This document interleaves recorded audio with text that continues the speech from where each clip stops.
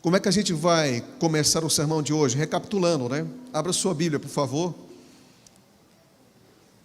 em Apocalipse capítulo 14.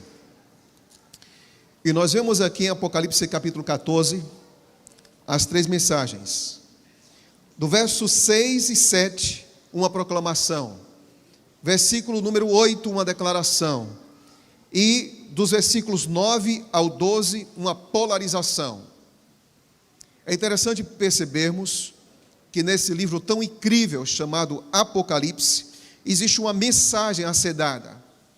Por que essa mensagem é importante? Porque cremos que essa mensagem é para levar as pessoas a terem uma experiência com Cristo, porque Cristo vai voltar.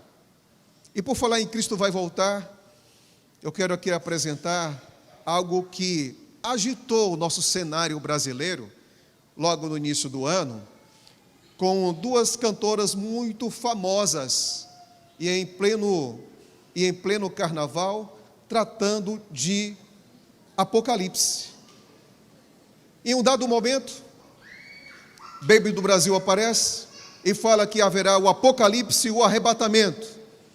Depois, Ivete Sangalo diz, não vai acontecer nada disso.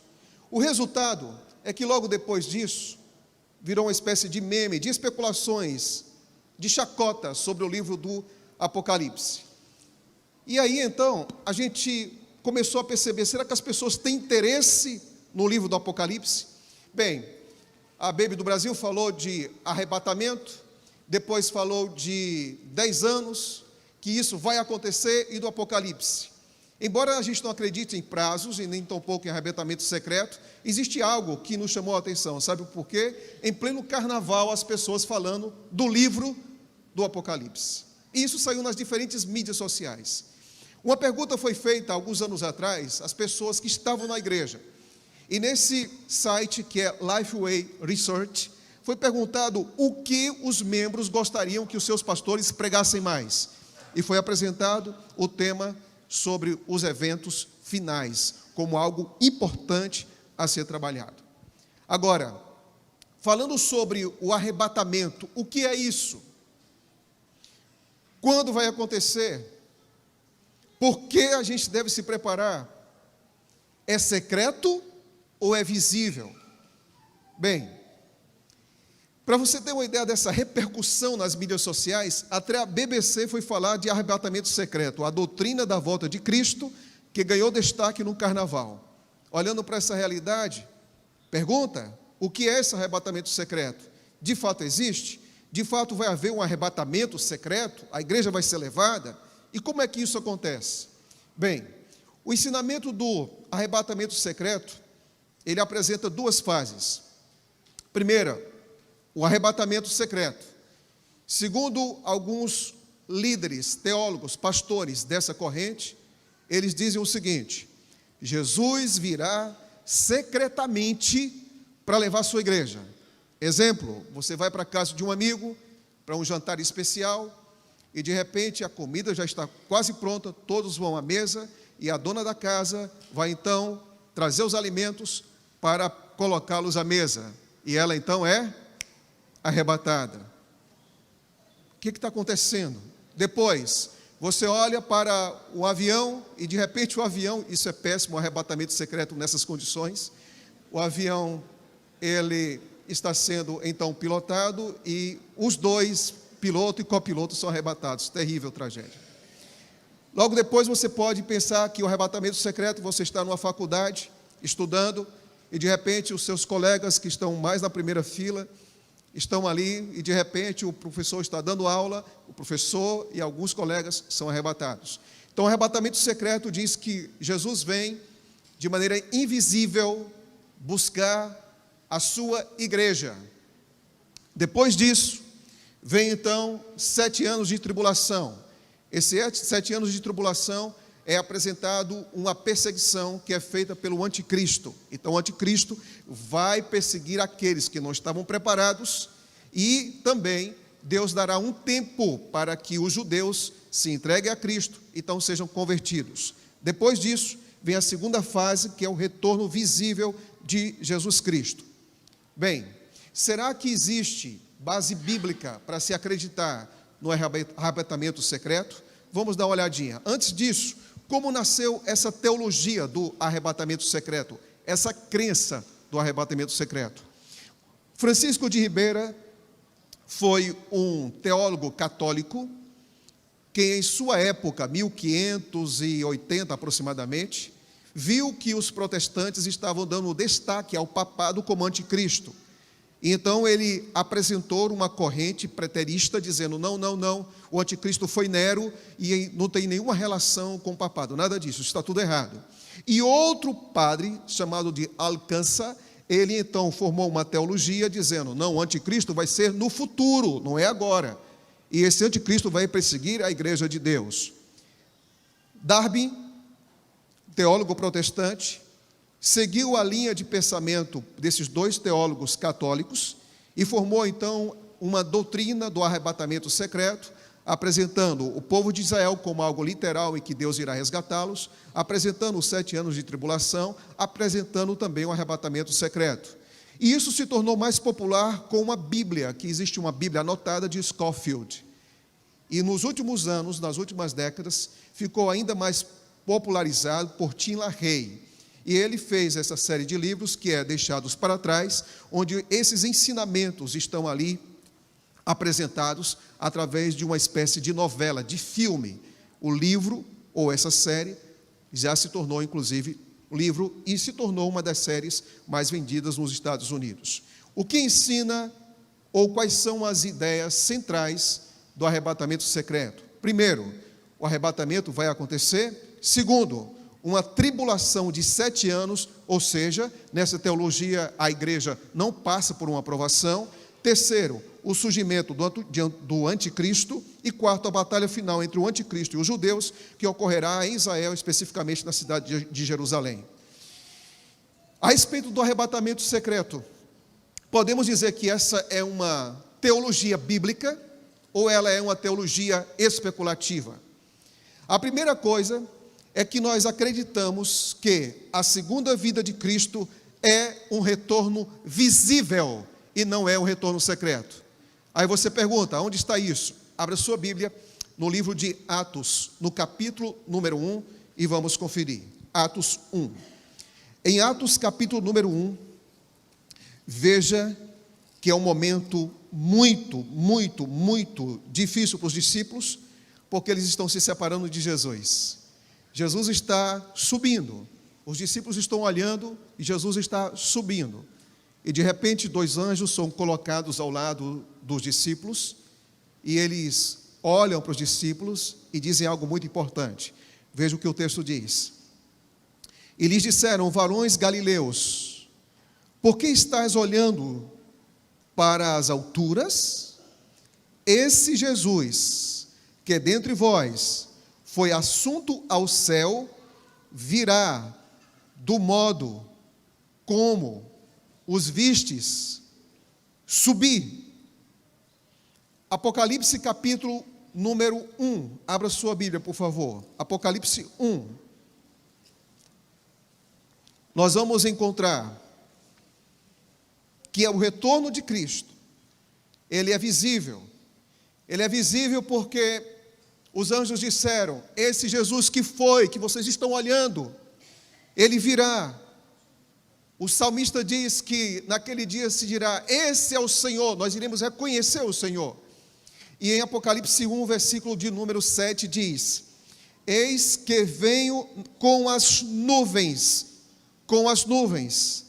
e todo o olho o verá. Primeira coisa, a volta de Cristo não é secreta, ela é visível. Em segundo lugar, a volta de Cristo é uma vinda audível. Por quê? Porque Paulo fala em 1 Tessalonicenses, capítulo número 4, versículo número 16, que ressoada a trombeta de Deus e ouvida a voz do arcanjo, os mortos em Cristo ressuscitarão primeiro. A Bíblia também diz que no momento que Cristo volta, nós vamos ter muito barulho, nós vamos ter trovões, Nós vamos ter a voz de Jesus Cristo, chamando todos os mortos de todos os lugares, de todas as eras que dormiram nele. A volta de Cristo é um evento, primeiro, visível. A volta de Cristo é um evento, em segundo lugar, audível. E em terceiro lugar, é uma volta gloriosa. Por quê? Porque esse mundo que nós vivemos, um dia essa realidade invisível será rompida pela glória visível da presença de Jesus e de seus anjos. Um dia, esses anjos que estão presentes aqui nessa igreja, um dia, esses anjos que estão aí presentes em sua igreja, em sua casa, em sua família, um dia esse mundo aqui, que ainda está dividido, será invadido de uma vez por todas pela glória do Senhor. Pela glória do Senhor. E nós vamos reconhecer isso. Não será a aparição de um anjo, será a aparição de centenas e centenas e milhares e milhões de anjos. A Bíblia diz que Jesus Cristo é o nosso sol da justiça. Jesus virá com tanto poder e glória jamais imaginável pelas mentes humanas. Jesus Cristo torna esse evento, a sua volta, visível, audível e também gloriosa. Olhando para essa realidade, a Bíblia diz em Apocalipse capítulo número 7, versículo 13 e 14, que a igreja vai passar pela tribulação, a igreja não vai ser arrebatada. Por quê? Porque em Apocalipse capítulo 7, versículo número 13 e 14 diz: um dos anciãos me perguntaram, estes que trajam as compridas vestes brancas, quem são eles? E de onde vieram? Respondi-lhe, meu Senhor, tu sabes, estes são os que vêm da grande tribulação, e lavaram suas vestes e as branquearam no sangue do Cordeiro. Deus não vai tirar o seu povo quando as provações vierem. Quando as ameaças de consciência ameaçarem você, Deus não vai tirar você. Deus não vai tirar o seu povo quando ele for julgado. Deus não vai tirar o seu povo quando for perseguido. Mas Deus estará com o seu povo quando for perseguido. Deus estará com o seu povo quando for julgado. Deus estará conosco quando a nossa consciência for ameaçada. Deus estará conosco. Deus esteve com Noé e sua família naqueles dias de tanta tribulação. Deus esteve com Daniel e os seus companheiros quando foram provados. Deus esteve com José quando ele foi provado. Deus esteve com o povo de Deus ao longo de 40 anos em várias sucessivas provações. E Deus estará com você nos últimos capítulos da história da humanidade. Ele vai cumprir o que prometeu. Ele disse que estaria conosco todos os dias, até a consumação dos séculos. Deus não evita a provação, mas como Ele é maior do que a provação, Ele vai nos dar forças, ânimo e vigor em meio às provações dessa vida. Olhando para essa realidade, devemos fazer uma pergunta: por que Cristo vai voltar? Ou por que Cristo precisa voltar? Eu quero aqui apresentar algumas coisas. Por que Cristo vai voltar? Primeiro, Cristo vai voltar porque simplesmente Ele prometeu. É possível que o homem ou a mulher, quando casem, alguém quebre a promessa. É possível que dois amigos, ao longo de toda a vida, foram tão fiéis um ao outro, é possível que quebrem uma promessa. É possível que o seu chefe quebre promessas com você. É possível que políticos quebrem promessas quando fazem. Mas Deus não quebra nenhuma promessa que faz a você. Nenhuma promessa. Ele prometeu. Você talvez tenha ouvido isso quando você era criança. Talvez uma das primeiras impressões que você teve da volta de Cristo foi quando alguém veio até aqui à frente, e você era criança, e você então ouviu as historinhas sobre a volta de Cristo. Sua mãe e o seu pai no culto familiar falaram da volta de Cristo. Depois no clube dos desbravadores. E aí então você se casou, você tem filhos, você está envelhecendo e você encara algo que é muito importante na vida cristã, é de que por mais longa que seja a esperança, a gente não está aqui como pessoas frustradas. Nós não estamos aqui nessa igreja como pessoas decepcionadas. Nós não estamos aqui como pessoas cansadas. Nós estamos aqui como pessoas que renovam a cada dia a sua esperança, porque Cristo prometeu. Foram dos lábios de Jesus Cristo que disse que iria retornar a essa terra. E tudo o que Ele prometeu, Ele cumpre. Tudo. Ele disse que o coração de vocês não fique angustiado. Vocês creem em Deus, creiam também em mim. E quando eu for e preparar um lugar, voltarei e vos recebereis para mim mesmo, para que onde eu estou, vocês estejam também. Jesus Cristo diz algo aqui que me chama a atenção. Ele diz que o coração de vocês não fique angustiado. Em outras versões, turbado. Você sabe o que significa essa palavra do grego? Significa mais ou menos assim, ó. Ele diz assim, que o seu coração não esteja, em primeiro lugar, agitado. Em segundo lugar, que o seu coração não esteja perplexo. E em terceiro lugar, que o seu coração não esteja ansioso. Você sabe como é que a gente está vivendo nos dias atuais? De perplexidade, de ansiedade e de agitação. E Jesus está dizendo, escuta uma coisa. Seu coração precisa estar em mim e naquilo que eu estou falando para você. Se o seu coração estiver em mim e naquilo que eu falo para você, você vai estar acima das agitações desse mundo, acima dessa ansiedade doentia e acima das perplexidades desse mundo. Essa semana, Putin, em cadeia nacional, dizia, cuidado com o Ocidente, porque a gente pode entrar numa guerra nuclear e podemos então acabar com toda a raça humana. Mentira! Quem está no controle de tudo não é ONU, não é China, não são os Estados Unidos, não é a União Europeia, não é Rússia. Quem está no controle de tudo é Deus. É Deus. E Ele diz, em escala mundial e em escala pessoal, uma coisa: fica quieto, descansa em mim. Eu estou no controle.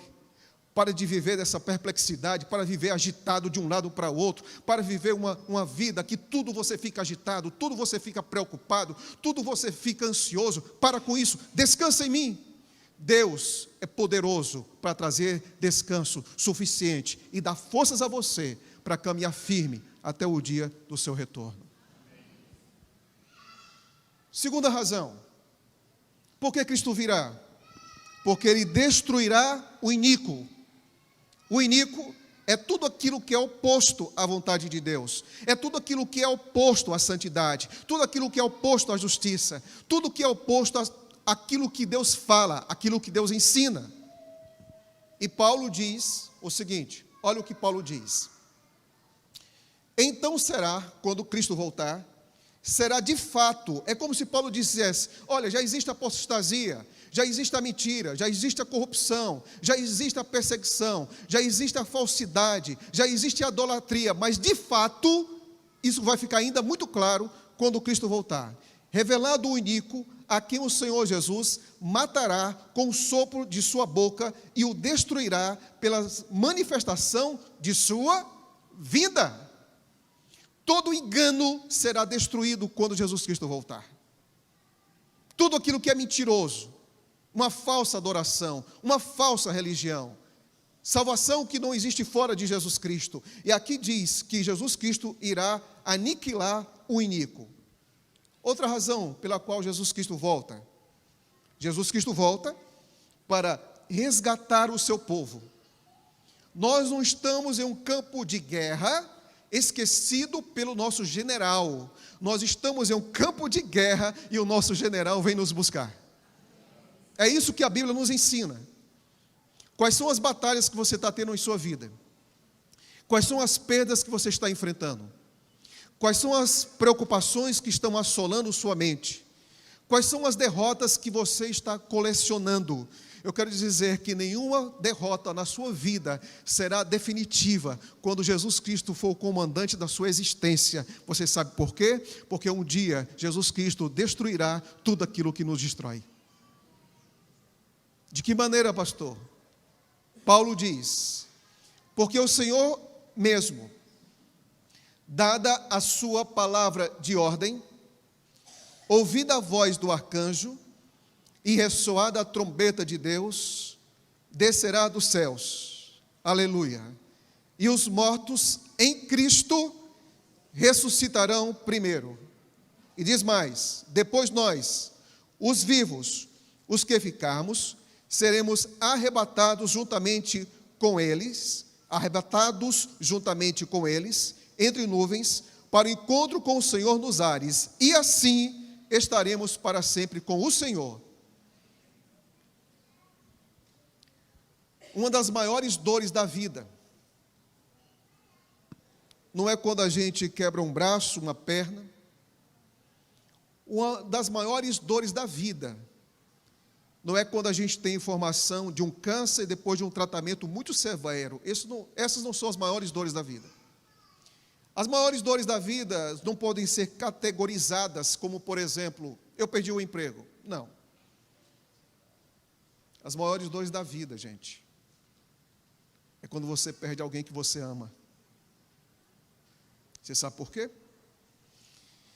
Porque você não consegue descrever a dor.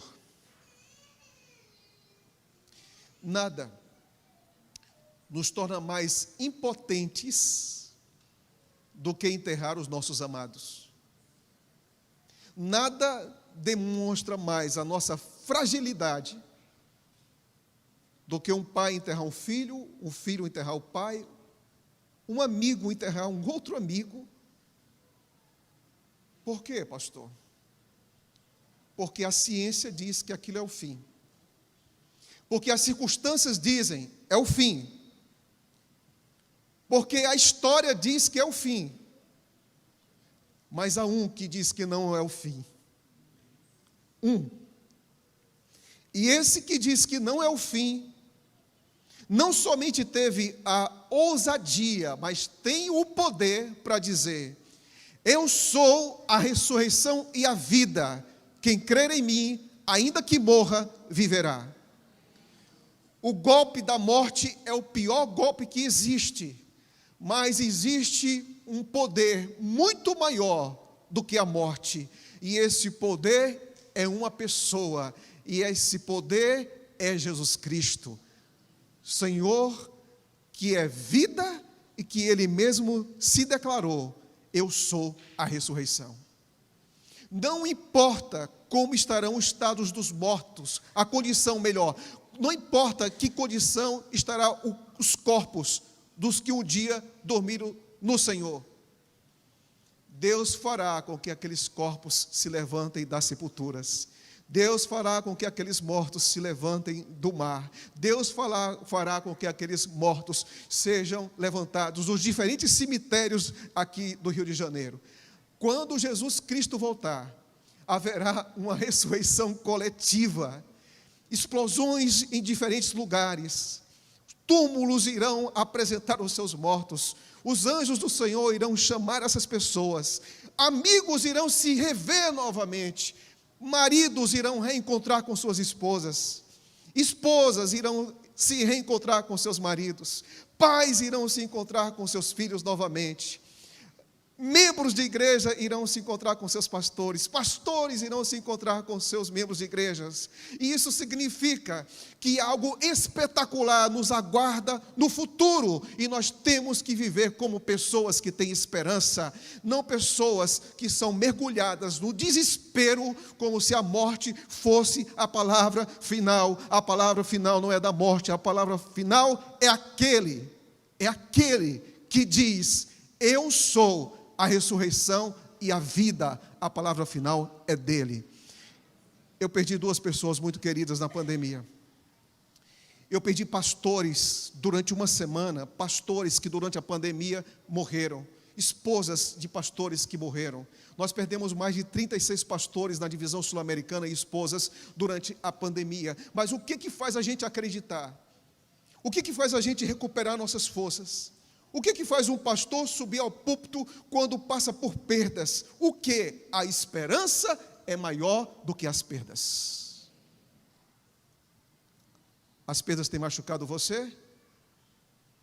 Tem chacoalhado você? Abriu um buraco no seu coração? Eu quero dizer que você não vai encontrar esperança em nenhum lugar para alimentar a sua alma, mas em Cristo você vai encontrar forças para continuar e levantar a cabeça. Viva o luto, mas não viva do luto. Viva da esperança. Viva da esperança. Cristo vai nos buscar. E o que me chama a atenção é que o texto diz: primeiro os mortos. Por que os vivos vão olhar primeiro para as sepulturas? Por que primeiro a gente não é glorificado? A gente vai ver mortos sendo ressuscitados nessa condição ainda afetada pelo pecado. Só para Deus dizer o seguinte: olha, o final da linha é aqui, mas a minha ressurreição é o início de tudo.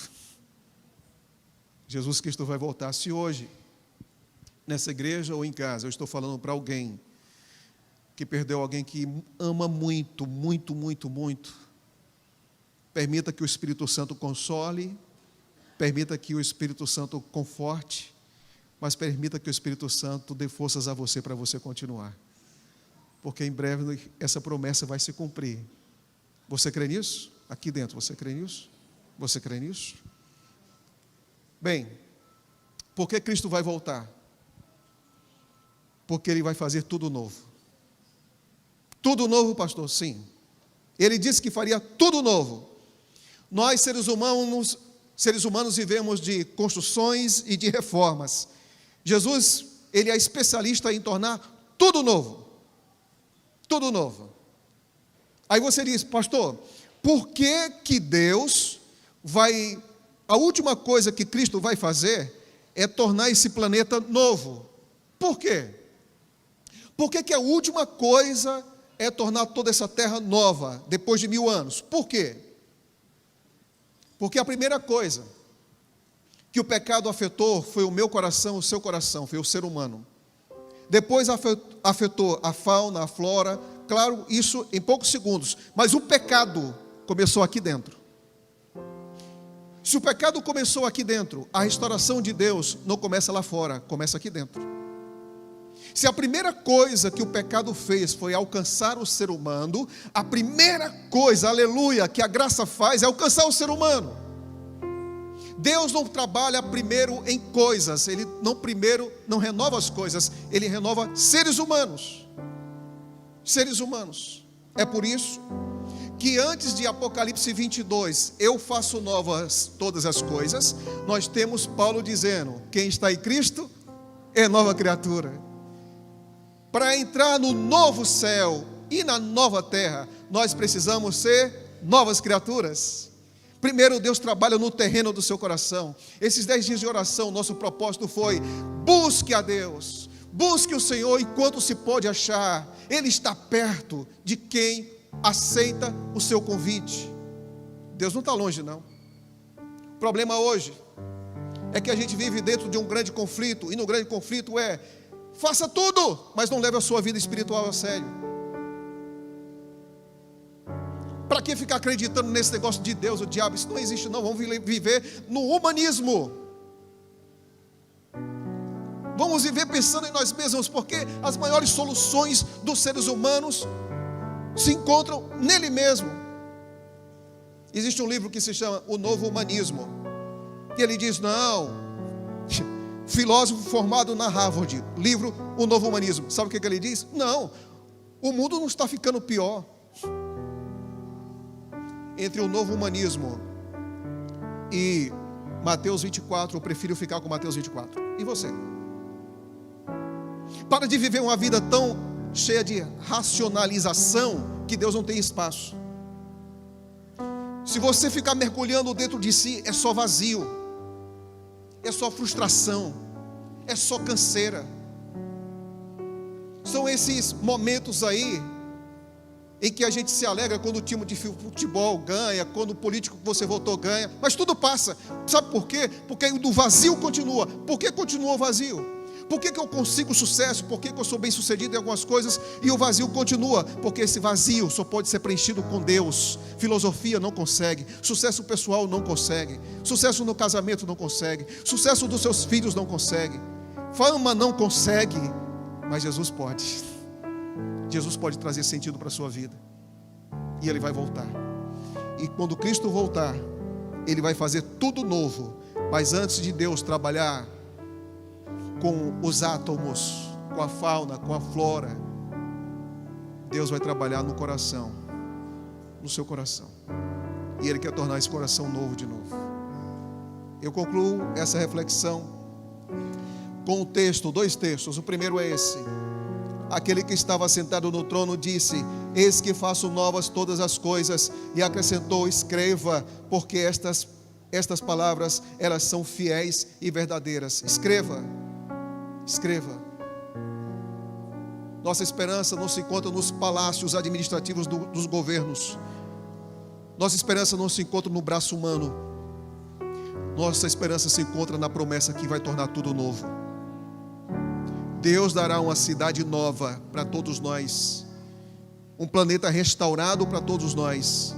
Mas Ele começa a trabalhar hoje na minha vida. A especialidade de Cristo é tornar o seu coração novo. A especialidade de Cristo é tornar a sua vida nova. E é por isso que hoje nós temos aqui a alegria de dizer para vocês que nós temos um amigo chamado José Edson, que um dia ele entrou em uma igreja evangélica e um dia ele ouviu uma mensagem diferente, especial, em um podcast. E um dia ele resolveu vir a essa igreja aqui de Botafogo. Um homem que pensa, um homem que pesquisa, um homem que analisa, um homem que pesa as coisas. E esse homem, estudando a palavra de Deus, alguns meses atrás, ele resolveu dizer sim a Jesus Cristo e se entregar completamente a Ele. Eu tenho a alegria de apresentar para vocês o nosso querido irmão em Cristo, Edson, e a sua esposa Lúcia, que está também aqui. Muito obrigado, Lúcia, por estar com a gente. Você sempre será bem-vinda a essa igreja. Aqui é a sua casa, aqui é a sua família também. Seja sempre muito bem-vinda. Deus vai restaurar tudo lá na frente, mas antes de Deus restaurar as coisas, Deus restaura os seres humanos. Antes de Deus restaurar as coisas, Deus restaura os seres humanos.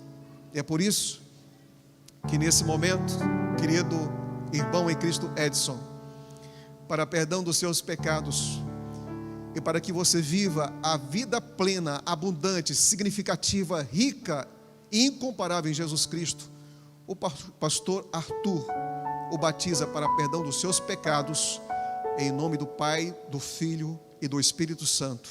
Amém.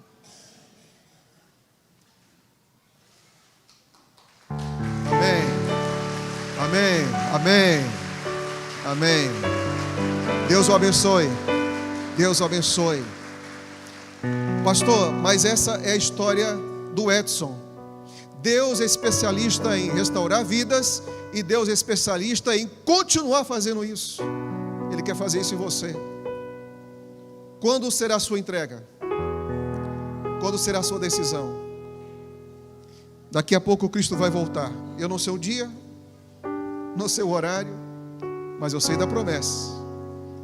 E quando nós olhamos para essa realidade, eu peço a vocês que, por favor, não se canse de esperar. Eu não sei se um dia eu serei avô ou bisavô, mas eu não vou deixar de esperar. Alguém disse para Billy Graham, você é um dos maiores pregadores do século. Billy Graham, você começou muito novo, lá no interior dos Estados Unidos. Você rodou o mundo, você foi o maior pregador dessa geração. Quando não havia internet, só havia televisão, você viajou pelos 4 cantos do mundo. Milhões de pessoas ouviram você, mas você está velho, a sua esposa já faleceu, você está doente, você está cansado. Billy Graham, e agora? O que você tem a dizer sobre a volta de Cristo? E Billy Graham disse: é verdade que eu estou cansado, é verdade que eu já estou com 90 anos de idade, é verdade que a minha esposa já descansou, é verdade que eu preguei essa mensagem por muito tempo. Agora eu quero dizer uma coisa: quanto mais o tempo passa, minha esperança aumenta. Não seja vítima da demora, mas seja renovado pela esperança. Não seja vítima da demora. Não diga, estou cansado. Não diga, agora eu vou viver aquela velha vida que eu vivia antes de Jesus Cristo, porque está demorando. Nós não somos presos ao relógio, nós somos presos à promessa. A promessa. A serva do Senhor diz: ficaremos fadigados hoje? Devemos perder nossa fé estando tão perto do mundo eterno? Alguém dirá que a cidade ainda está muito longe? Não. Um pouco mais e veremos o Rei em sua beleza. Aleluia. Um pouco mais.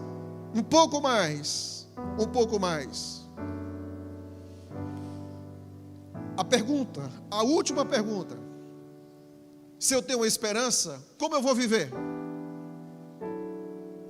Quem tem esperança vive de qualquer jeito? Quem vive de esperança é uma pessoa que não leva a oração a sério. Quem vive de esperança é uma pessoa que tem convicção naquilo que sai da boca de Deus. Uma pessoa que tem esperança vive uma vida de intercessão. Uma pessoa que tem esperança não vive um revivamento hoje e daqui a um ano ele busca o revivamento de novo. Ele busca isso todo dia. Quem tem esperança, para os amigos, para os parentes, ele não tem medo de dizer o que acredita. Ele é ousado. E todas as pessoas que são usadas por Deus, em algum momento serão ousadas. Uma pessoa que tem esperança, algo queima no seu peito. Ele não vive na geladeira, no formalismo, na contemplação. Não, ele vive com paixão. Quem tem esperança na volta de Cristo, vive com o coração ardendo o tempo todo. Você já ouviu, né? Que algumas pessoas dizem o seguinte: não, quem entra na igreja é o primeiro amor. Como se o segundo passo de estar na igreja fosse a indiferença e a frieza. Isso não é verdade. Quem anda com Cristo hoje e aprende a andar com Ele todo dia, é um amor que não tem fim e todos os dias cresce, apesar de tudo. A gente pensa que Jesus, que nós estamos esperando o tempo todo por Jesus, né? Em parte é verdade. Mas existe o outro lado. Se eu colocar aqui o quanto eu espero por Jesus, eu posso dizer uma outra coisa. É Jesus que espera por mim. É Jesus que espera por mim. Por mais ardoroso que seja o seu coração para se preparar para a volta dele, o coração dele está muito mais ansioso esperando por você. Esperando que você seja a igreja que ele quer que nós sejamos até que ele volte. Uma igreja viva. Uma igreja em que cada culto é culto de poder. Uma igreja que a gente não fica brigando por qualquer coisa. Uma igreja de pessoas que não ficam massageando os seus próprios egos. Uma igreja que a gente usa todos os nossos recursos para acelerar a volta de Jesus Cristo, a pregação do Evangelho. Uma igreja que em minha casa eu busco o revivamento com minha família. Uma igreja que não importa o ambiente, eu vou olhar para o fraco, para o abatido. Eu vou olhar para aquelas pessoas que pensam diferente de mim. Eu vou ser tolerante, vou ser paciente com quem pensa, com quem crê diferente de mim. Uma igreja que é carregada de amor, de ternura, porque é essa igreja que é fiel às Escrituras, que genuinamente irá apressar e aguardar a volta de Cristo. Eu quero fazer parte dessa igreja até o dia da volta de Jesus Cristo. Que nada da minha vida negue essa esperança. Que embora as tentações da vida sejam cruéis e pesadas, pela graça de Cristo, nem em minha vida, nem em sua vida, nenhuma tentação vai ser capaz de fazer você retroceder, porque aquele que está em nós é maior do que tudo. Por isso a gente continua. Eu quero ser o pastor que Deus deseja que eu seja até que Ele volte. Mas eu quero ser o pai, eu quero ser o marido, eu quero ser o cristão que Deus quer me tornar até que Ele volte. Porque assim eu farei parte da igreja dos sonhos de Deus. É isso que você quer na sua vida? Se há alguém que nessa manhã sente isso no seu peito, queria que você se levantasse agora e viesse aqui à frente, por favor.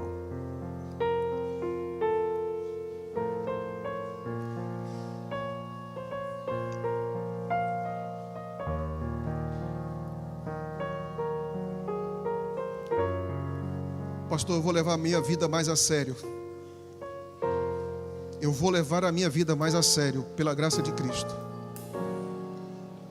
Eu não quero ser o que meu coração diz, eu quero ser o que Deus diz. É isso que eu quero ser.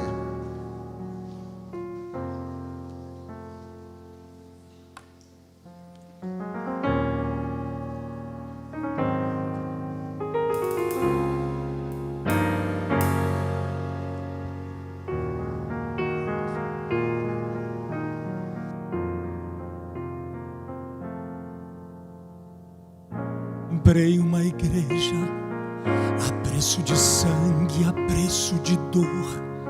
Já faz muito tempo enviei o meu filho para resgatar o que se perdeu. Já faz muito tempo que estou desejando essa humilde entrega de um adorador que só se incline ante a minha presença e não nas ofertas de uma posição.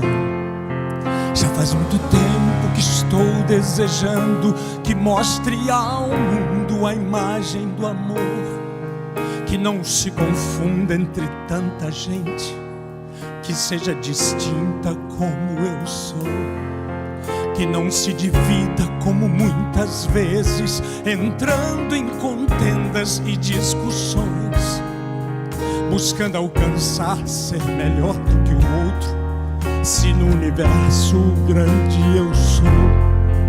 Eu quero uma igreja que me dê a glória e procure a união.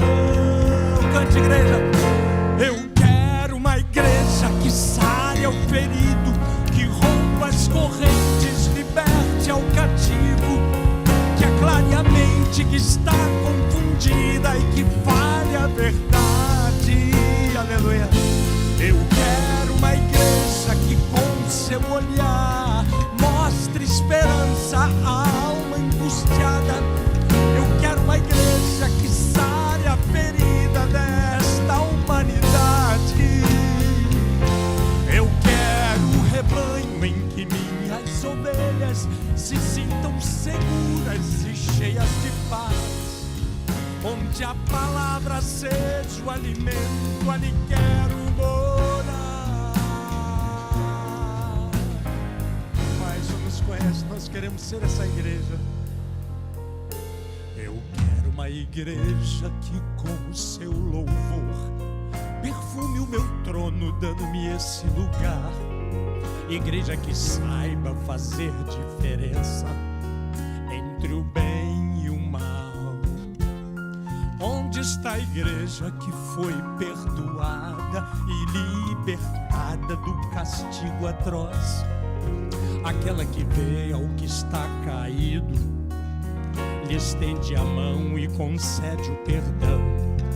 Igreja desperta, chegou o momento da redenção.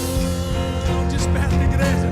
Eu quero uma igreja que sare ao ferido, que rompa as correntes, liberte ao cativo, que aclare a mente que está confundida e que fale a verdade.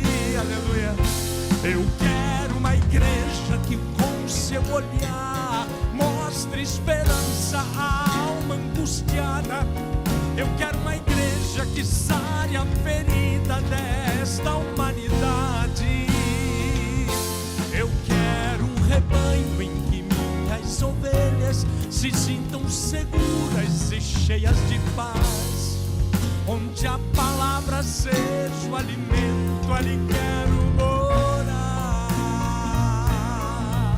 Ó Pai, faça-nos essa igreja.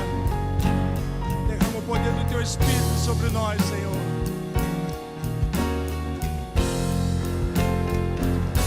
Eu quero uma igreja que sare ao ferido, que rompa as correntes, liberte ao cativo, que aclare a mente que está confundida e que fale a verdade.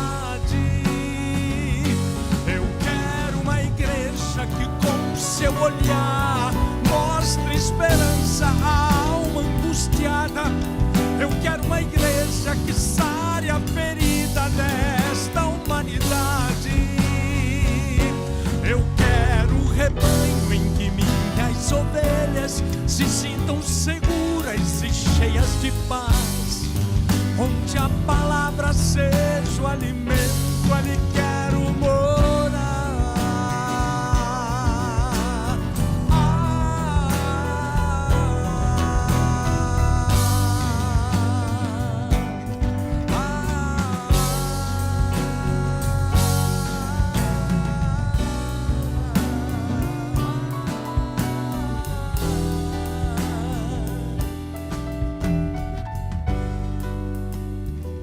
Vamos fechar os olhos.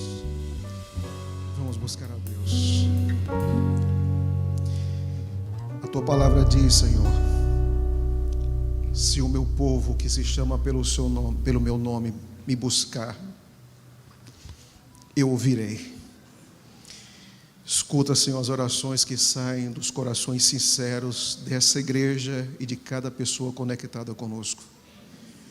Nos ajuda, ó Deus, a pedir todos os dias o batismo diário do Espírito Santo, para que as pessoas possam ver Jesus em nós.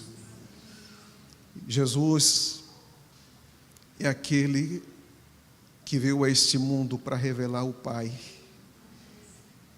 e nós somos chamados para revelarmos Jesus ao mundo, e somente a obra do Espírito em nosso coração é que nos dá esse privilégio de nos tornar mais parecidos com Cristo. Perdoa-nos, Senhor, quando temos falhado. Perdoa quando o nosso caráter se distancia do caráter de Cristo. E obrigado, porque Jesus é capaz de fazer tudo novo no coração de cada filho e filha que se entregam completamente a Ele. Que o Senhor nos abençoe, que nós sejamos a igreja dos Teus sonhos, em nome de Jesus. Amém.